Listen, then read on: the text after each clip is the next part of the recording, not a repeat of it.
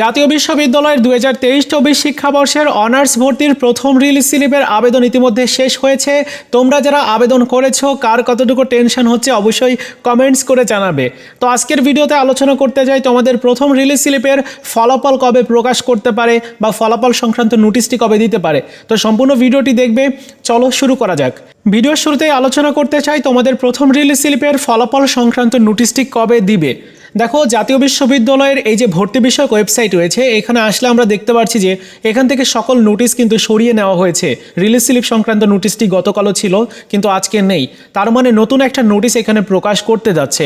সেক্ষেত্রে আগামীকাল 8 তারিখে তোমাদের ফলাফল সংক্রান্ত নোটিশটি দিতে পারে, অথবা আগামী 9 তারিখে গিয়ে তোমাদের 100% তোমরা ফলাফল সংক্রান্ত নোটিশটি পেয়ে যাবে।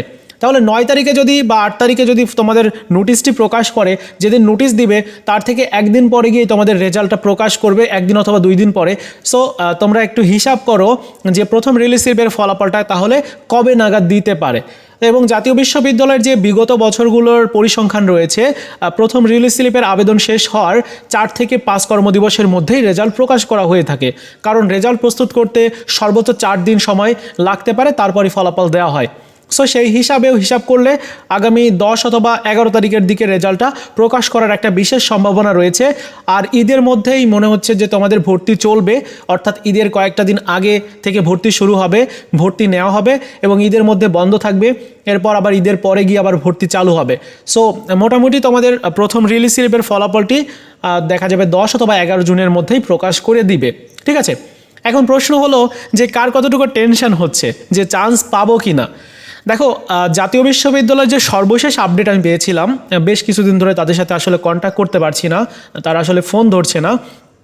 যাই হোক, তারা যেটা জানিয়েছিল যে প্রথম রিলিজ স্লিপে আসন সংখ্যা খুব একটা বেশি ফাঁকা নাই সরকারি কলেজগুলোতে, কিন্তু রিলিজ স্লিপে এখন এসে দেখা যাচ্ছে যে অনেকেই ভর্তি বাতিল করে দিয়েছে।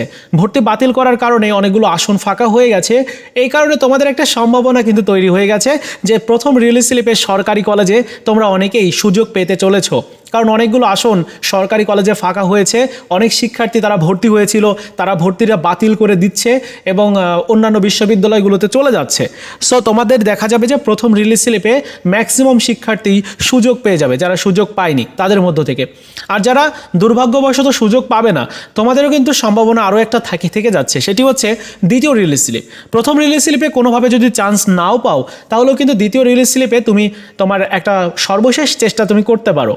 যে দেখা গেল যে অনার্সে যদি পড়ার ইচ্ছা থাকে, তাহলে জিপিএ যদি ভালো হয়, সেক্ষেত্রে দ্বিতীয় রিলিজ স্লিপে একটু যদি কৌশলী হয়ে আবেদন করা যায়, তাহলে দ্বিতীয় রিলিজ স্লিপেও চান্স পাওয়ার সম্ভাবনা থাকে। সো মোটামুটি তোমরা টেনশন করো না, আসলে রেজাল্ট যেটা হওয়ার সেটা হবেই, তোমাদের এটা টেনশন করে কিছু নেই। এমনিতে টেনশন তো আসবেই, কারণ রেজাল্ট প্রকাশ করবে, সুযোগ পাবো কি না এটা আসলে প্রত্যেকের খুব বড় একটা টেনশন। যাই হোক, তোমরা টেনশন করো না, তোমরা অনেকেই সুযোগ পেয়ে যাবে এবং তোমাদের আশা করি ভালো কলেজেই সুযোগ হবে। সো এই ছিল আজকের মতো ভিডিও। আজকের ভিডিওতে আমরা জানতে পারলাম যে প্রথম রিলিজ স্লিপের ফলাফল সংক্রান্ত নোটিশ আগামীকাল অথবা আগামী 9 জুন তোমাদের প্রকাশ করার একটা সম্ভাবনা রয়েছে, আর আগামী 10 অথবা 11 জুন তোমাদের প্রথম রিলিজ স্লিপের ফলাফলটি প্রকাশ করবে, এমনটাই ধারণা করা যাচ্ছে। তবে এখনও পর্যন্ত কনফার্ম না। আমি যদি নোটিশ পাই অবশ্যই তোমাদের সাথে শেয়ার করে দিব। ভিডিওটি ভালো লাগলে লাইকস, কমেন্টস এবং বন্ধুদের সাথে অবশ্যই শেয়ার করে দিবে। ধন্যবাদ।